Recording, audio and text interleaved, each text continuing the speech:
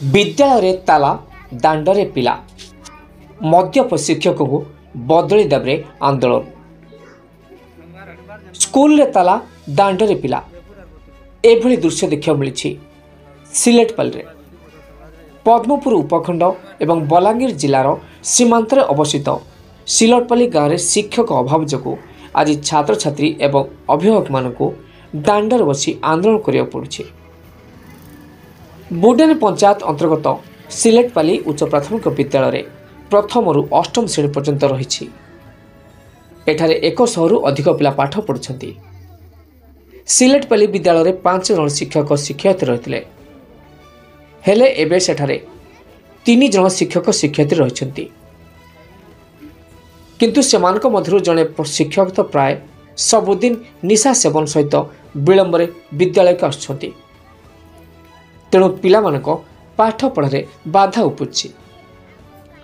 ए विषय राज्य बड़ा संबर ब्लॉक शिक्षा अधिकारी श्रीयुक्त लोकनाथ भोई को लिखित भाव जणाइथिले से कौनसी पदक्षेप नहीं नाहंती।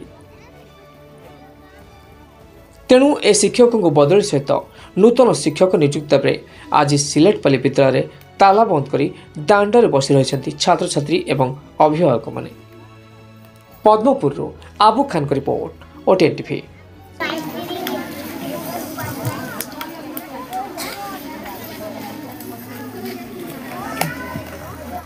मोर ना जयचंद्र साहू सिलेटपाली।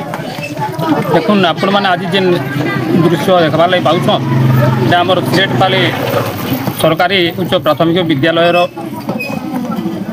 आज मास्टर नहीं थिबार लगी आज छुआ मैंने भी आज रोड रास्ता बसी आमर स्कूल रे 100 रु ऊर्ध्व छात्र छात्री अच्छा वर्तमान 3टा शिक्षक अच्छा।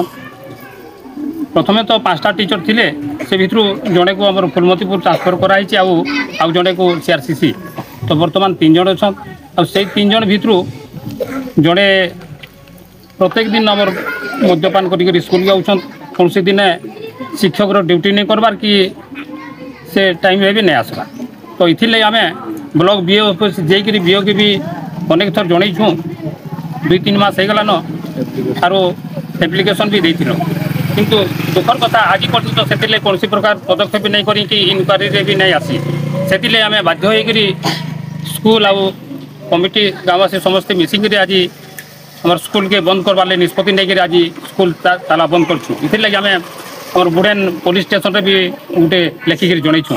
आउ जब तक आमर स्कूल रे मास्टर नहीं देवे कि बदली नहीं करबे आम निर्दिष्ट काल पर्यंत आंदोलन के जारी रखूँ।